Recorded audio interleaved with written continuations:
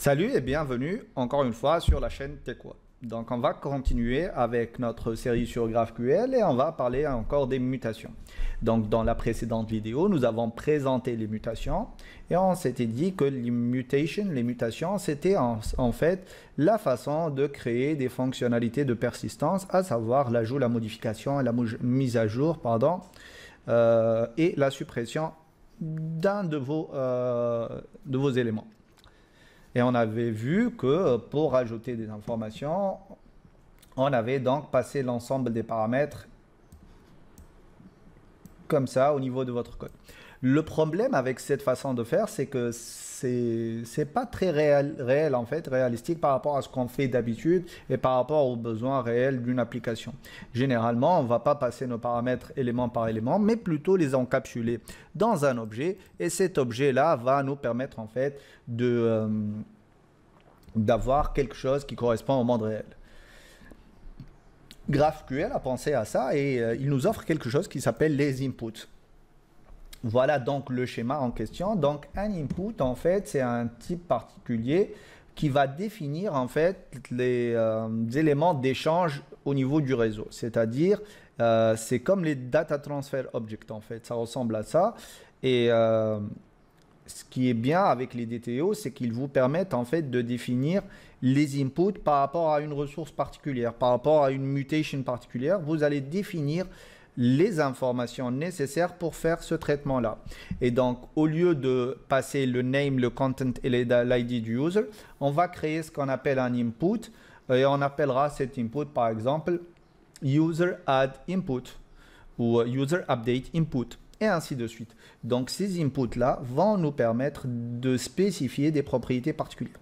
Ce qu'il faut savoir avec ces inputs, c'est qu'ils ne peuvent contenir que des types scalaires.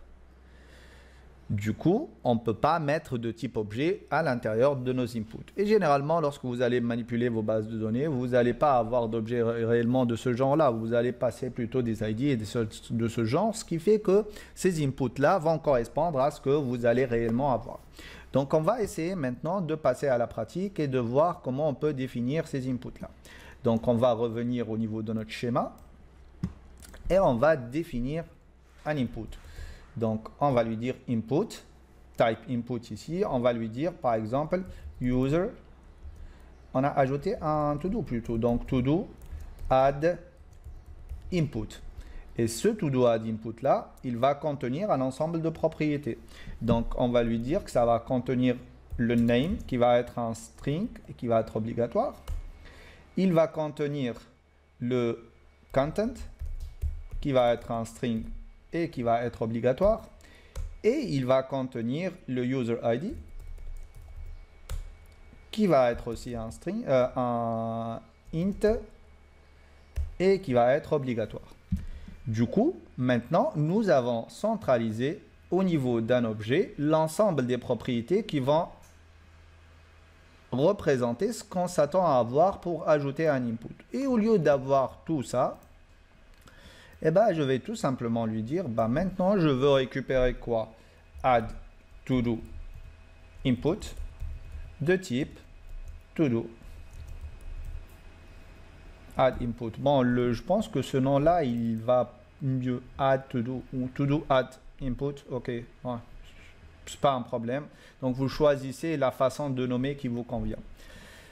Et du coup, là, on ne va plus passer les propriétés comme on le faisait tout à l'heure. Donc, si on revient ici au niveau de notre code, qu'on actualise, hop, là, on ne va plus passer, vous voyez, unknown argument name on field mutation.addToDo. Parce que si on va aller chercher au niveau de notre schéma,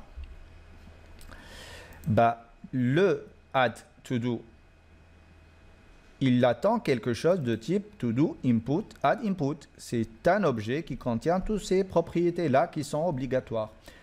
Donc, on peut aussi aller à la documentation, add to-do, et vous voyez que ce add to-do, c'est un add to-do input, c'est le type qu'on va ajouter. Et ce add to-do input, c'est un groupement de trois propriétés, name, content et user ID. Du coup, qu'est-ce qu'on va faire au niveau de notre requête? Uniquement, en fait, modifier la façon avec laquelle on va l'appeler. Rien de particulier. Donc, toutes ces propriétés-là, ça va être une propriété de type add to-do input. qui va représenter quoi? Un objet. Donc je prends un CTRL-C, CTRL-X, pardon, et hop, et ça va être notre objet. Et vous pouvez l'écrire comme vous voulez, hein. Pour avoir une meilleure lecture, vous pouvez la mettre de cette façon-là. Hop, et hop, voilà. Et donc, pardon. Et donc là, ça devrait être bon. Si on envoie, le user ID undefined n'existe pas. Ok.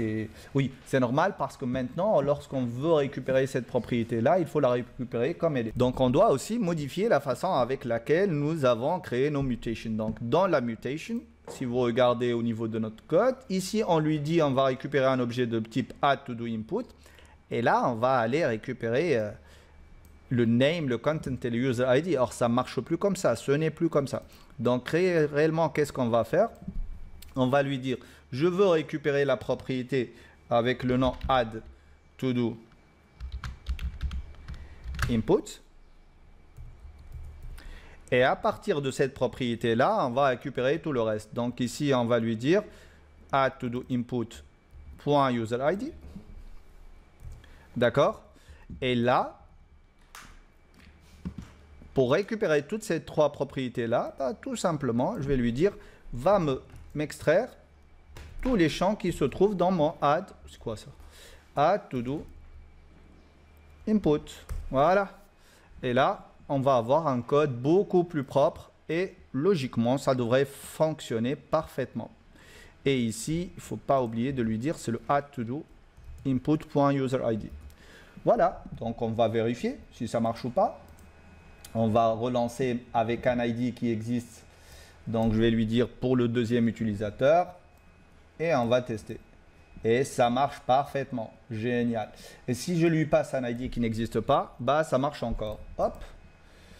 Le user ID 4 n'existe pas. Donc, la seule chose, en fait, réellement, le seul intérêt ou bien l'intérêt principal de ces inputs-là, c'est d'avoir ce qu'on appelle nos DTO. D'encapsuler les échanges réseau à l'intérieur de types particuliers, de les définir et ensuite de récupérer ces datas directement comme ça, ce qui va faire que notre code va être beaucoup plus propre. Vous voyez, ça marche parfaitement. Voilà, donc on a terminé avec ces inputs. J'espère que ça a été clair. À partir de dans la prochaine vidéo, on va faire un exercice. Donc, je voudrais que, avant de visualiser la vidéo, vous terminez les deux autres opérations, c'est-à-dire la modification et la suppression d'un to-do au niveau de nos mutations. À la prochaine!